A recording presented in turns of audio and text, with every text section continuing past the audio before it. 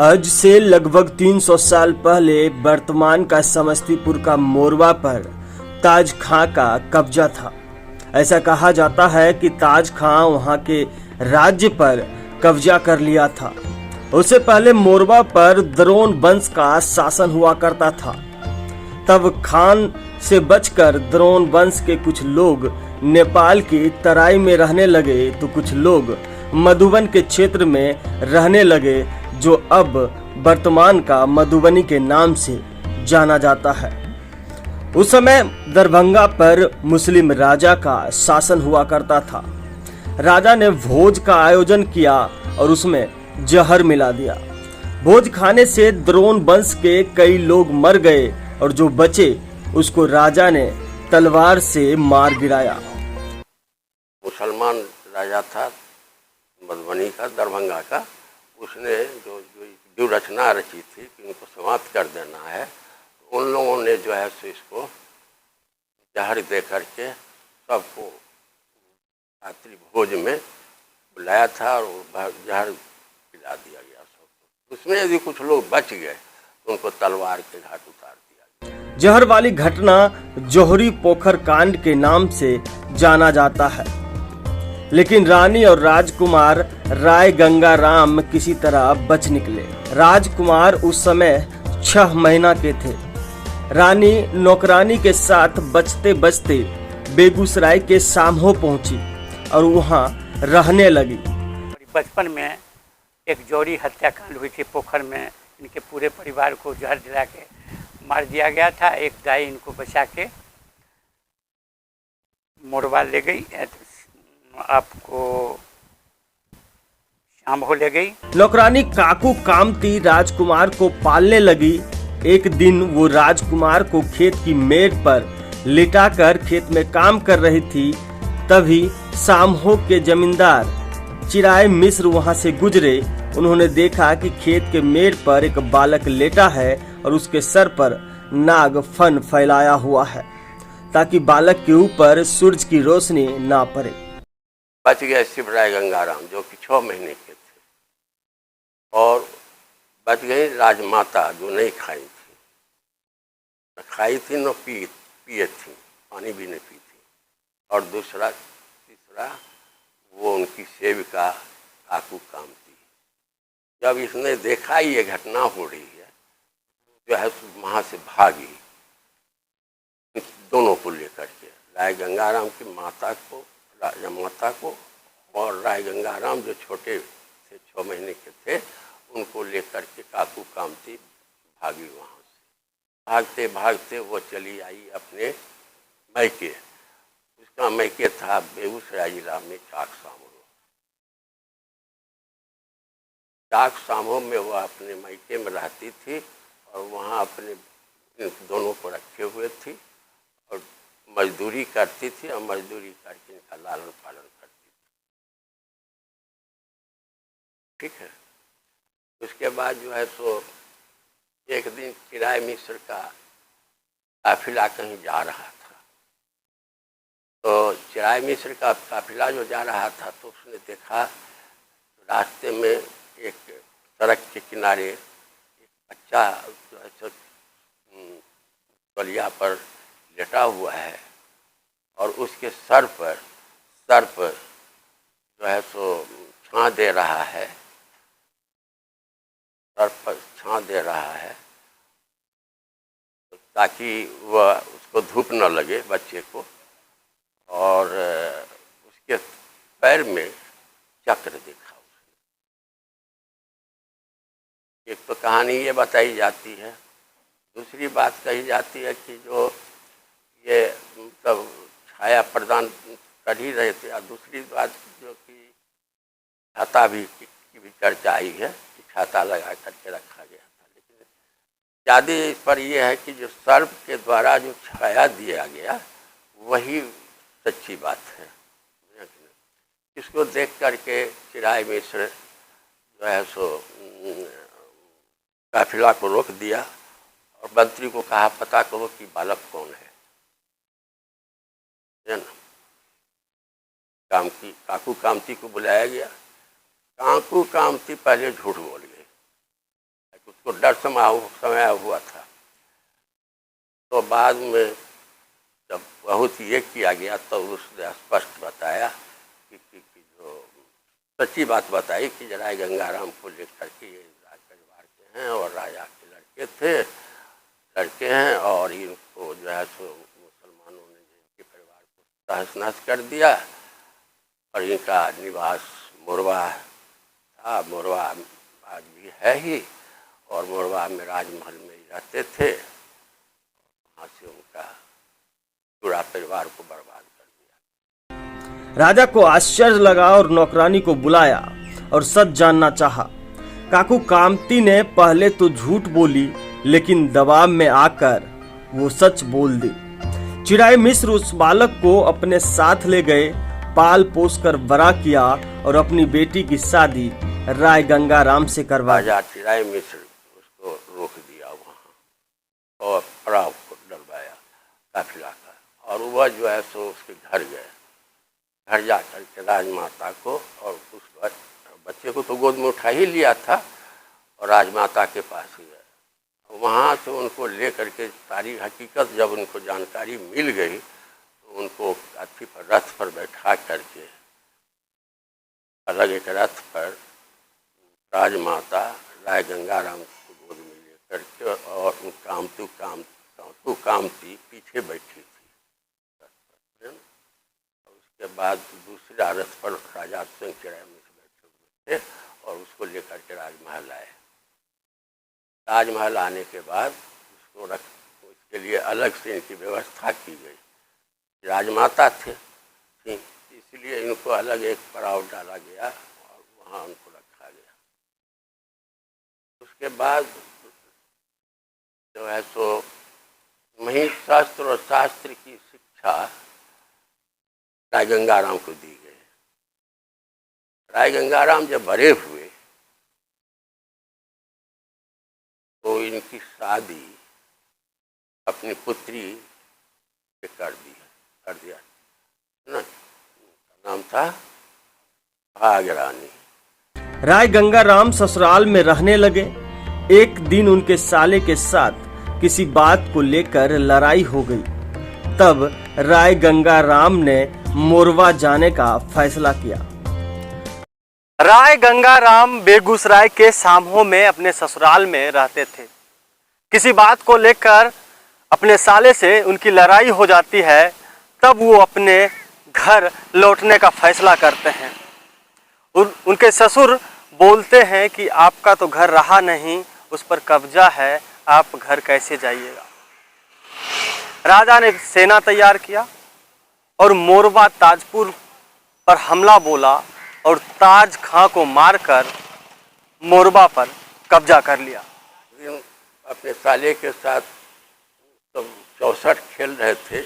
64 खेलने के क्रम में साला बहनों का जो रिश्ता होता है उसमें उसने जो है तो उनको मजाक किया। जो इनको किए तो थे तो सुगोत्री दोनों वंश के थे। उनको बड़ा पिंच किया कि जो इतनी बड़ी बात हमको कह दिया उसने। तत्क्षण उसने निर्णय लिया कि मैं यहाँ छोड़ दूंगा, मैं यहाँ से चाकसामो से चला जाऊंगा और जा कर के वो यहाँ मतलब मोरवा आने के लिए उन्होंने ये बनाई, योजना बनाई और अपने ससुर चिड़ाई खां को जाके चिड़ाई मिश्र को कहा कि जो हमको कन्या को आप विदा करें। उन्होंने कहा कि आप कहाँ जाएंगे, आपका तो वहाँ जहाँ शासन था वहाँ तो मुसलमान शासन कर रहा है, आपका तो सब कुछ समाप्त हो चुका है, युद्ध करना पड़ेगा। राय गंगाराम ने कहा युद्ध करना पड़ेगा, युद्ध से हम जीतेंगे, है ना।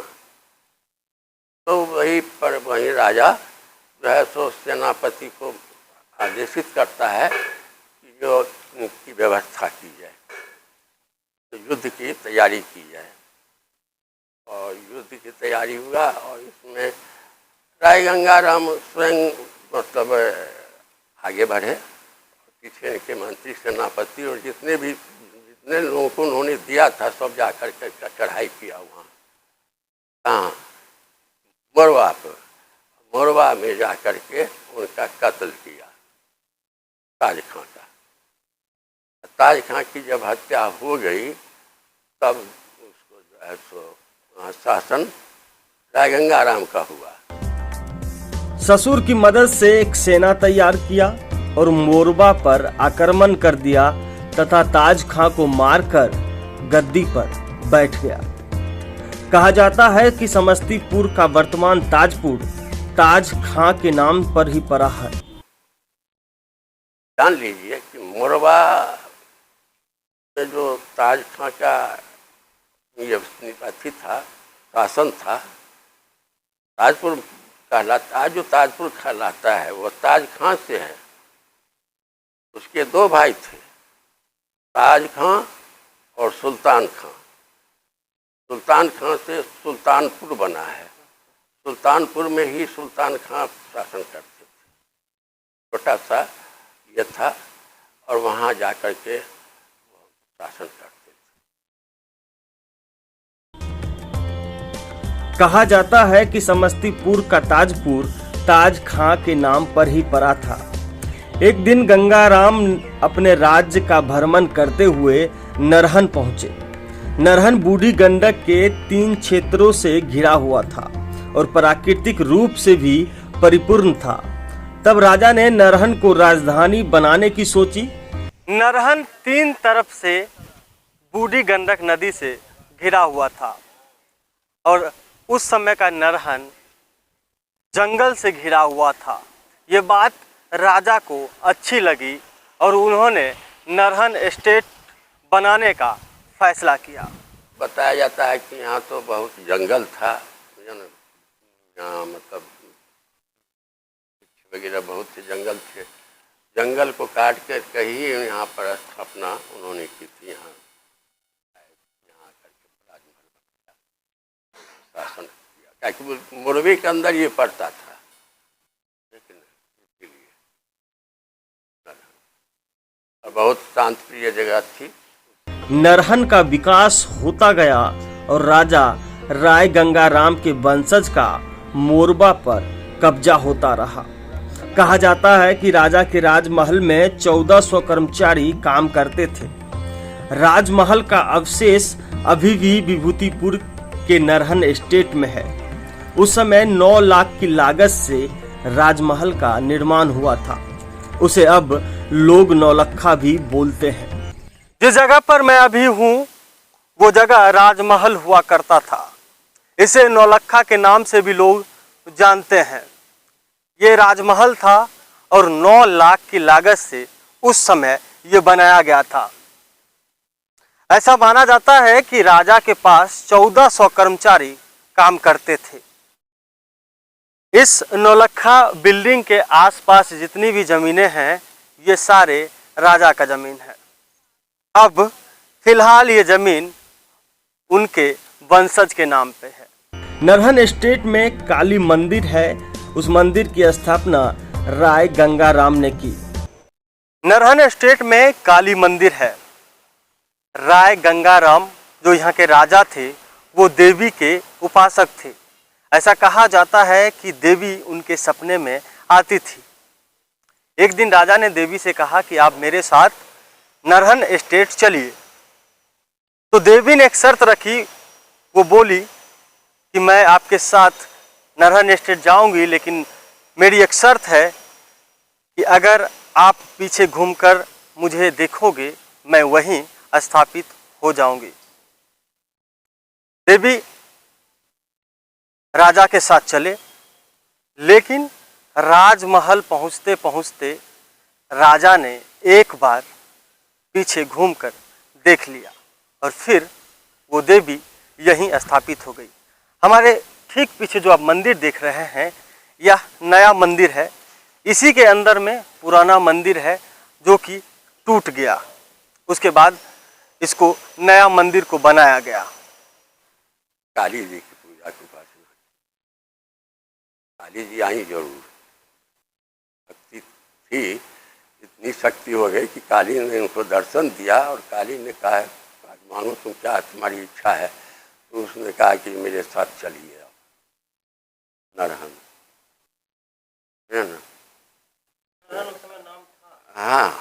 हमारा नाम था। तो उन्होंने कहा कि क्योंकि जो हम एक ही शर्त पर चलूँगी, मैं चलूँगी तुम्हारे पीछे पीछे, लेकिन तुम पीछे मुड़ के नहीं देखोगे, हमको नहीं देखोगे।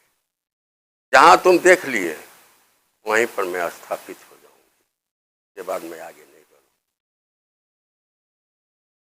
वहाँ से तो चल दिए। आए आते आते जब आए, आज जो काली देवी स्थान है, काली जी, भूल वहीं हो गई। उनसे जो है तो देखा कि घुंघरू की आवाज़ नहीं आ रही है, तो पीछे मुड़ कर देखा। थोड़ी दूर और चलना था। कितना नरहन काली स्थान और नरहन अथी जो किला जो जाने रहे, वहीं तक जाना था। वहाँ जो है तो मुश्किल से हम बोलते हैं कि जो 200 गज की दूरी होगी, 200 गज की नहीं, वो पीछे मुड़ करके देख लिए, बस काली जी वहीं पर पत्थर की मूर्ति होगी। आकाशवाणी हुई थी, अब मैं आगे नहीं जाऊँगी। तुमको यदि पूजा करना है तो यहीं पर हमारी मंदिर बनाओ और यहीं पूजा करो। क्योंकि आज भी नरहन स्टेट में काली स्थान के नाम से जाना जाता है। नरहन स्टेट में एक विशाल मंदिर भी है जो अब खंडहर में तब्दील हो चुका है। धीरे धीरे समय बीतता गया और मंदिर खंडहर में तब्दील हो गई। इस मंदिर में राम सीता का मूर्ति था जो कि चोर उड़ा ले गए। अभी फिलहाल पूजा तो होती है, लेकिन बाद में मूर्ति यहाँ पर रखा गया है। नरहन स्टेट पर द्रोण वंश के कई राजाओं का शासन रहा। अंतिम राजकुमार ब्रह्म नारायण सिंह थे। उस समय समस्तीपुर तक ही रेल लाइन आती थी। राजा की इच्छा थी कि नरहन स्टेट तक रेल को लाया जाए।